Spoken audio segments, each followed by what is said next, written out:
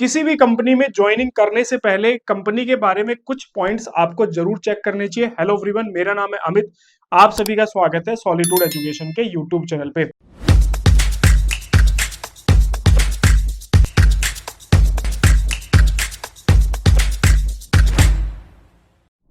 आज हम एक बहुत ही इंटरेस्टिंग टॉपिक पे बात करेंगे। काफी सारे इंजीनियर्स ने हमारे पास क्वेरी की थी कि सर हमें अगर हम किसी कंपनी के अंदर ज्वाइन कर रहे हैं तो हमें उस कंपनी के बारे में क्या क्या चीजें जो है चेक करनी चाहिए ताकि हमें फ्यूचर के अंदर कोई भी प्रॉब्लम ना हो। ये एक बहुत ही बड़ी प्रॉब्लम है, खासकर इंडिया जैसी प्रॉब्लम, इंडिया जैसे जो हमारी कंट्री है, यहाँ पे आपको ये प्रॉब्लम ज्यादा देखने के लिए मिलेगी कि आप किसी कंपनी के अंदर ज्वाइन करते हैं, आपको सैलरी नहीं मिलती है या फिर आपको बिना नोटिस दिए कंपनी से निकाल दिया जाता है या फिर आपसे जो है जबरदस्ती एक्स्ट्रा टाइमिंग में काम कराया जाता है। तो क्योंकि यहाँ पे रूल रेगुलेशंस आप सभी को पता है कि किस टाइप के हैं, खासकर जो कंस्ट्रक्शन इंडस्ट्री है उसके अंदर ये प्रॉब्लम सबसे ज्यादा है। जैसे जो आईटी कंपनीज हैं इंडिया के अंदर, वो क्या करती हैं कि जो बाहर की एमएनसीज कंपनीज हैं उनके मॉडल पे वो काम करती है, लेकिन इंडिया के अंदर जितनी भी कंस्ट्रक्शन कंपनीज है उनका कोई भी मॉडल नहीं है, वो अपने ही तरीके से काम करते हैं। काफी सारे इंजीनियर्स ऐसी प्रॉब्लम फेस करते हैं कि उन्हें काम करा लिया जाता है, उनको सैलरी ही नहीं दी जाती है, या उनको जो है जब वो सैलरी डिमांड करते हैं कि भाई हमारी सैलरी आप दीजिए तो उनको कंपनी से ही निकाल दिया जाता है। तो बहुत सारी चीजें होती हैं। आपको जब भी आप ज्वाइनिंग कर रहे हो तो आपको कुछ बातों का ध्यान रखना चाहिए, जो कि आज की वीडियो के अंदर मैं डिस्कस करने वाला हूं। सबसे पहला जो पॉइंट है वो है बेसिकली कंपनी की रेपुटेशन। कंपनी की रेपुटेशन मैं क्यों बोल रहा हूँ, क्योंकि देखो जो भी कंपनी रेपुटेड कंपनी होगी या वेल स्टेब्लिश कंपनी होगी, वे कंपनी इस तरह की हरकतें नहीं करते हैं। उनका एक प्रोटोकॉल होता है, वे उस प्रोटोकॉल को जो है फॉलो करते हैं। जैसे मैं कोविड टाइम की बात करूं तो कोविड के टाइम पे जितनी भी बड़ी कंस्ट्रक्शन कंपनीज थी, मैक्सिमम कंपनीज ने अपने स्टाफ को नहीं हटाया और जितने भी मंथ जो है साइट बंद रही उतने टाइम की सैलरी जो है वो कंटिन्यूअसली स्टाफ को पे की है।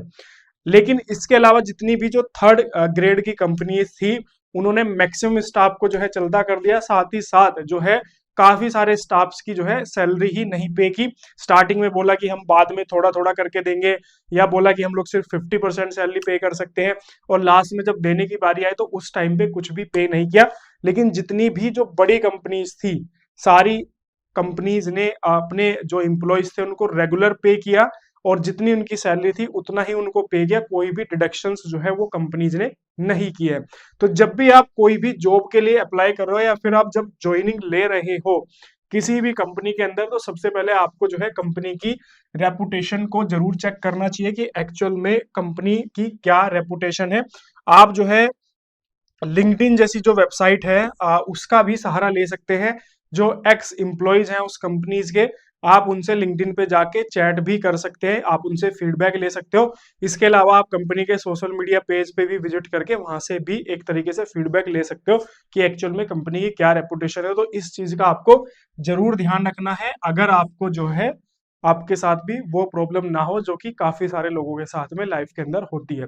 इसके बाद नेक्स्ट जो प्रॉब्लम है वो है कंपनी का कल्चर।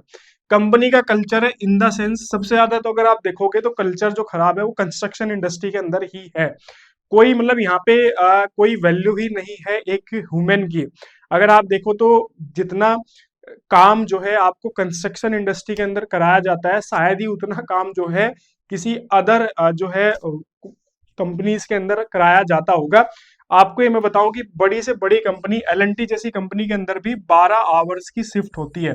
जनरली अगर आप देखोगे तो मैक्सिमम कंपनीज के अंदर 8 आवर्स की शिफ्ट होती है, लेकिन कंस्ट्रक्शन के अंदर 12 आवर्स की जो है शिफ्ट होती है। मैंने खुद काम किया है 8 बजे से लेके मॉर्निंग में 8 टू इवनिंग में 8। ठीक है, अब आप सोचो 12 घंटे एक ह्यूमन, और वो भी आपको बैठ के काम नहीं करना है, आपको खड़े होके इधर उधर मूवमेंट आपको करना है, और साथ ही साथ आपको वर्क भी एग्जीक्यूट करना है, ऊपर से टेम्परेचर में आपको जाके काम करना है। तो बेसिकली कहने का पर्पज ये है कि जब भी आप कोई भी कंपनी ज्वाइन कर रहे हैं तो उस टाइम पे आपको देखना चाहिए कि एक्चुअल में कंपनी का कल्चर किस टाइप से है।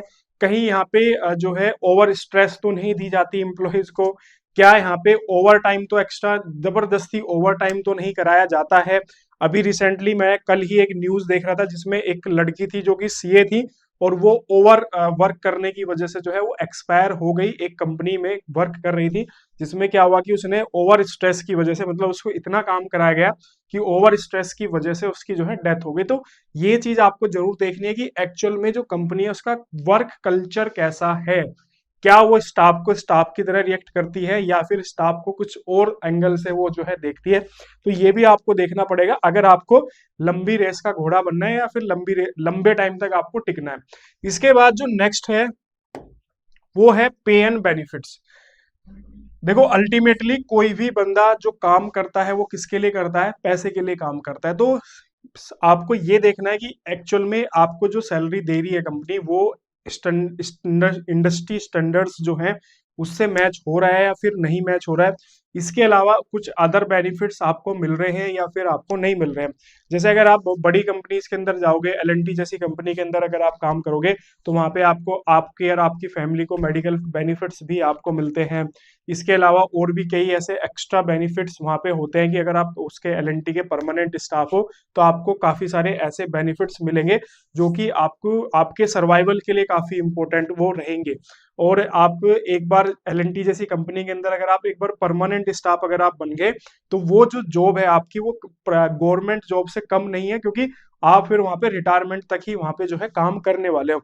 तो आपको ये भी देखना है कि जब आप कोई भी कंपनी ज्वाइन करें तो वहां पे आपको क्या पेमेंट आपको दिया जा रहा है। मान लीजिए अगर कोई कंपनी आपसे ऑफिशियली बोल रही है कि आपसे 12 आवर्स जो है वो वर्क लिया जाएगा, तो क्या वो 12 घंटे के हिसाब से आपको पे कर रही है या वो आपको सिर्फ जो पेमेंट आपको दे रही है वो सिर्फ 8 आवर के हिसाब से ही पेमेंट कर रही है। क्योंकि एलएनटी के अंदर अगर 12 घंटे की ड्यूटी है तो जो एम्प्लॉयज है उनको 12 आवर के हिसाब से ही उनको जो है पेमेंट दिया जाता है। मतलब 8 घंटे उनका रेगुलर शिफ्ट होता है और 4 घंटे ओवर टाइम एड ऑन होके उनको जो है पे किया जाता है। तो क्या ऐसी फैसिलिटी मिल रही है या फिर नहीं मिल रही है? मतलब कंपनी तो 12 घंटे 15 घंटे आपसे काम करा रही है, लेकिन क्या उसके बदले में जो है आपको उतना पे कर रही है या फिर नहीं कर रही है, और कुछ एक्स्ट्रा बेनिफिट्स आपको मिल रहे हैं या फिर नहीं मिल रहे हैं। तो ये चीज आपको देखनी पड़ेगी।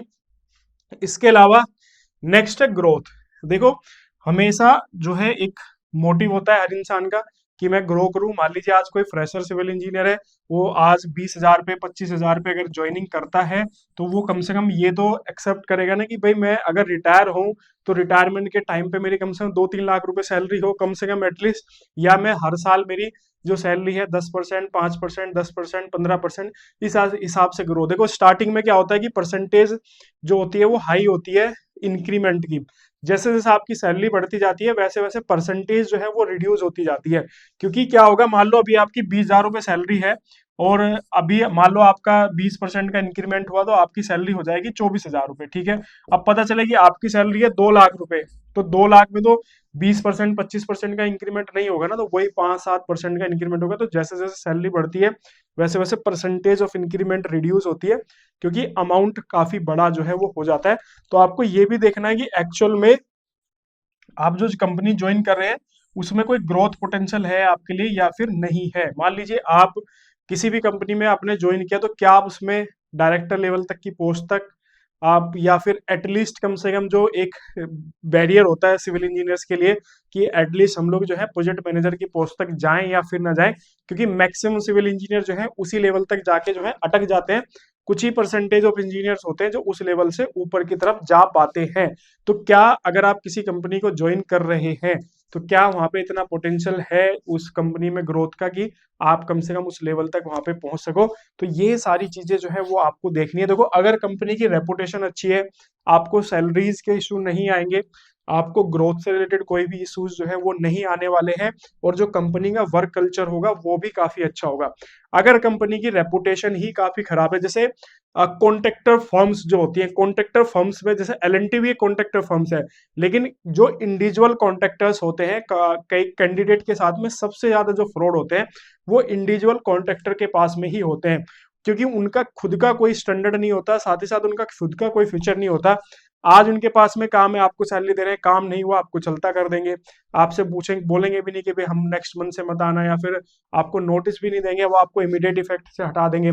इसके अलावा आपको सैलरी आपकी नहीं देंगे। तो ऐसी कई सारी चीजें हरकतें जो है छोटे लेवल के कॉन्ट्रैक्टर्स जो हैं वो करते हैं। तो आपको बेसिकली क्या ध्यान रखना है, सबसे पहले आपको कंपनी की रेपुटेशन पे आपको जाना है कि एक्चुअल में कंपनी की रेपुटेशन क्या है।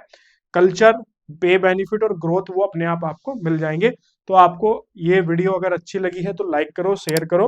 और अगर आपके साथ में भी कुछ ऐसी फ्रॉड हुए हैं, सैलरी वगैरह आपको नहीं मिले हैं, कुछ ऐसे इश्यूज हुए हैं, तो आप कमेंट सेक्शन में एक बार जरूर बताना। बाकी चैनल को सब्सक्राइब नहीं किया तो जरूर सब्सक्राइब करना। मिलते हैं आपसे नेक्स्ट वीडियो के अंदर। Okay, thank you.